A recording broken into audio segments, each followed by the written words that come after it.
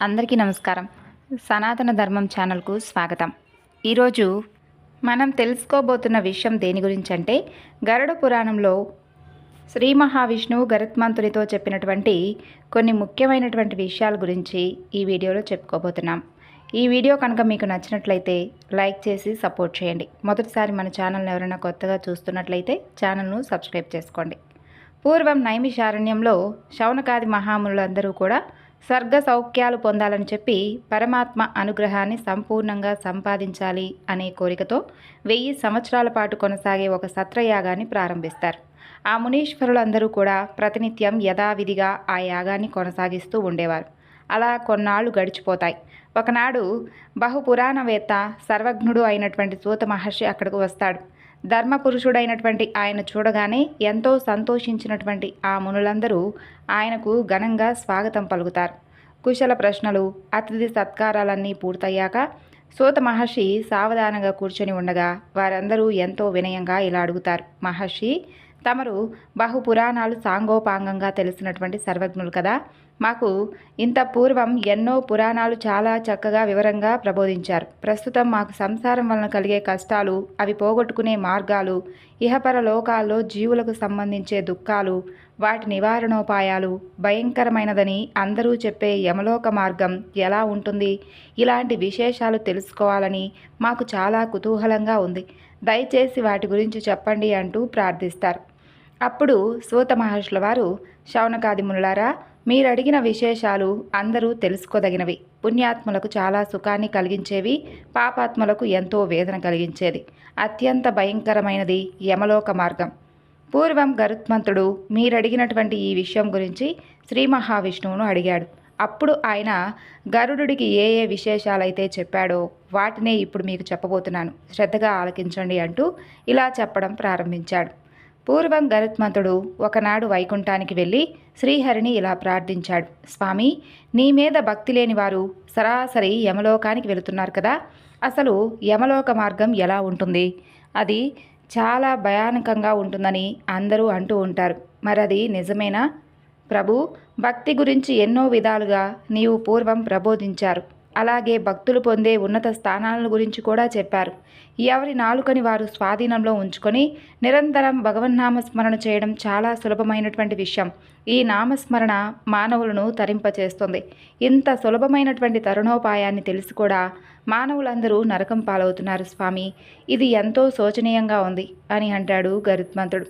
గరుత్మంతుడి విన్నపాన్ని విన్నటువంటి శ్రీహరి అతనితో ఇలా చెప్పడం ప్రారంభిస్తాడు. నరకాన్ని పొందేవాళ్ళు, గరుడా, నువ్వు చెప్పినట్లు పాపాత్ములైన వారికి మంచి ఎప్పుడూ రుచించదు. అత్యంత సులభమైన ఆధ్యాత్మిక మార్గాన్ని కూడా వాళ్ళు ఆచరించరు.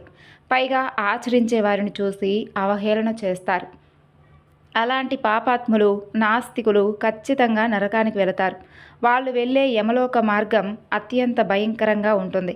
ఎవరైతే పాపాలు చేయటమే నియమంగా పెట్టుకుంటారో, ధర్మ మార్గాన్ని విడిచిపెట్టి దుర్మార్గులతో, అనాచారులతో సావాసం చేస్తూ ధర్మశాస్త్రాల మీద, ధర్మాచరణ మీద అనాసక్తులై ఉంటారో, అలాగే ఎవరైతే తనకు తానే గొప్ప అని ధనమదంతో విర్రవీగుతూ ఇతరులను చులకన చేస్తారో, నిత్యం రాక్షసంగా ప్రవర్తిస్తూ ప్రజలను బాధిస్తూ ఉంటారో, దైవ కార్యాలు ఆచరించడం మీద ఎలాంటి శ్రద్ధాభక్తులు లేకుండా ఉంటారో, అలాంటి వారందరూ కూడా నరకాన్ని పొందుతారు.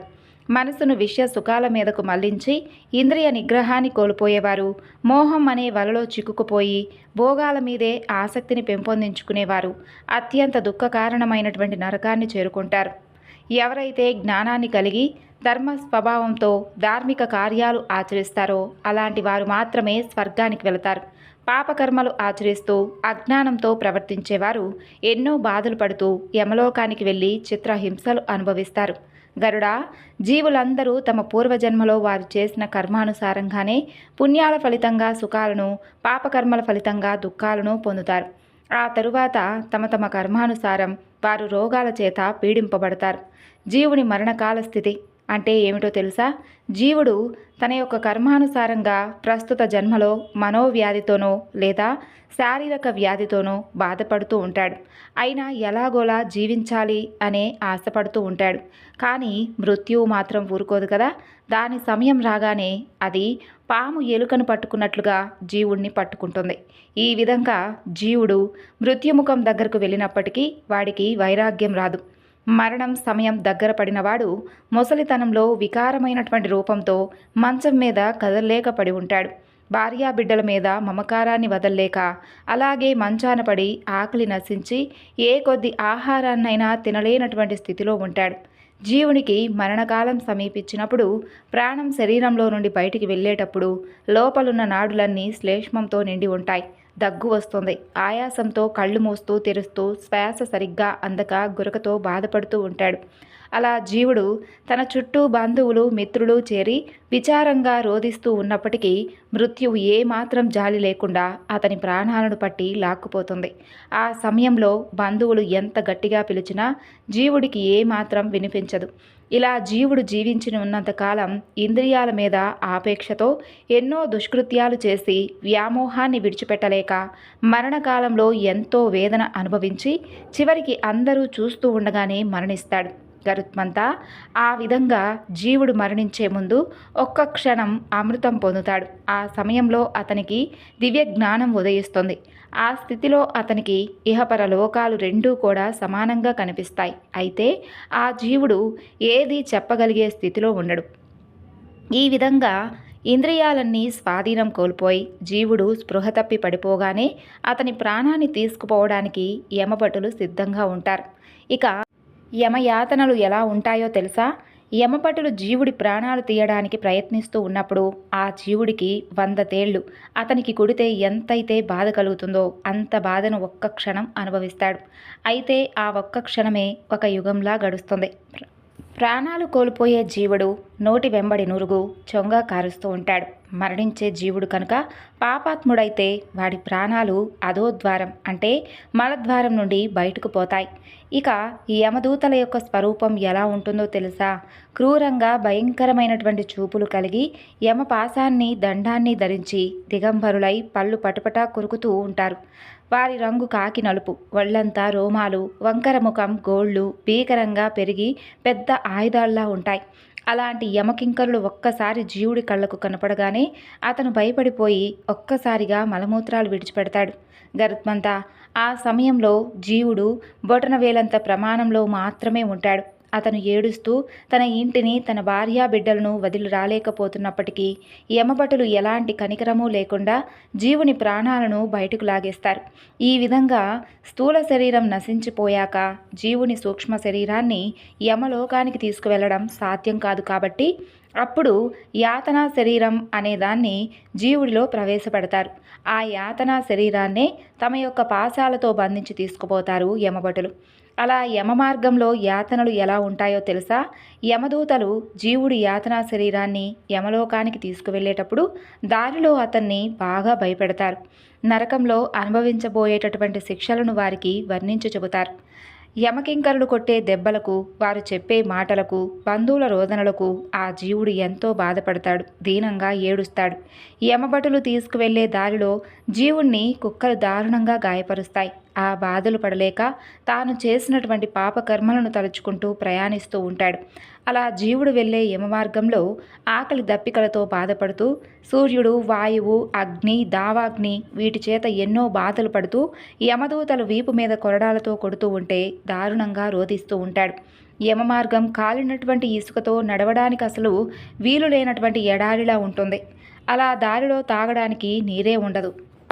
అలాంటి దుర్లభమైన మార్గంలో నడవలేక నడుస్తూ వెళతాడు. యమ మార్గంలో ముందుకు వెళ్లే కొద్దీ గాఢమైన అంధకారంతో నిండి ఉంటుంది. పాపులను యమభటులు ఆ మార్గంలోనే తీసుకువెళ్తారు. ఈ విధంగా యమభటులు పాపాలు చేసిన ఆ జీవుడిని యాతనా శరీరాన్ని 6 లేదా 4 గడియల్లో యమలోకానికి తీసుకువెళతారు. అక్కడ యమధర్మరాజుకు అతన్ని చూపిస్తారు. ఆ తరువాత జీవుడు పూర్వజన్మ వాసనా ప్రభావంతో మరో శరీరంలోకి ప్రవేశించాలని పరిగెడతాడు. అయితే యమభటులు మాత్రం అతని జుట్టు పట్టుకొని నరకానికి తీసుకువెళతారు. ఆ సమయంలో అతను ఆకలి దప్పికలతో ఎంతో బాధపడతాడు. అయితే గరుత్మంత పాపాత్ముడైన వాడికి అతని పుత్రుడు పిండ ప్రదానం చేసి ఆహారాన్ని సమర్పించినప్పటికీ అది మాత్రం అతనికి సంతృప్తినివ్వదు. పిండాలు సమర్పించడం, తిలతర్పణాలు విడవడం లాంటివి ఎన్ని చేసినా అవి పాపాత్ములైన జీవులకు చేరవు. అందుకే వారు ఎంతో వేదనకు గురవుతూ ఉంటారు.